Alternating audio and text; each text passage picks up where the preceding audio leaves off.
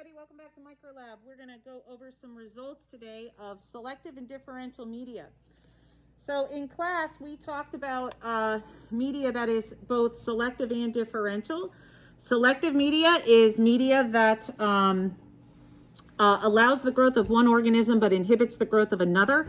This is usually done by the inclusion of some ingredient in the agar makeup, in the agar recipe, that is inhibitory to one class or one type of organism. Usually we allow the growth of gram-positive, inhibit the growth of gram-negative, and vice versa. That's kind of the most common type of selectivity.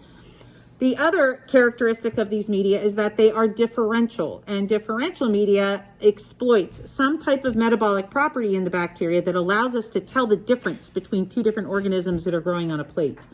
So the first media that we talked about is the mannitol salt agar plate. And in the mannitol salt agar, the differential agent is mannitol.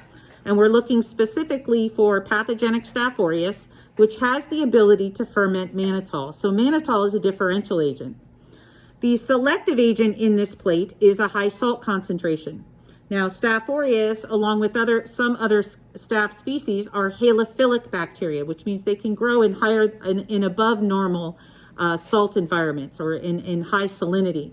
Think about it, these organisms are usually found on our skin, which is pretty salty anyway. So these organisms can grow in a little bit higher salt concentrations. And then we need to be able to visualize the fermentation of mannitol. We need to be able to see if mannitol is being fermented by one organism, but not by another. And in the case of the MSA, the salt makes the plate selective for halophilic bacteria or selective against non-halophiles, which would include gram-negatives as well as some gram-positives. Then we're going to look for the fermentation of mannitol, and in addition to the salt and mannitol, phenol red has been added to the media as a pH indicator. So now we have our pH indicator, and we're going to take a look at some results. Phenol red will turn yellow when acid production is occurring, when acids are present in the media. And in this case, we know that fermentation is occurring because fermentation by bacteria results in acid waste. So where I have yellow bacteria here, I am positive for pathogenic Staph aureus. I have yellow, the bacteria have turned yellow. It's the acids have diffused through the media, causing some of the media to turn yellow.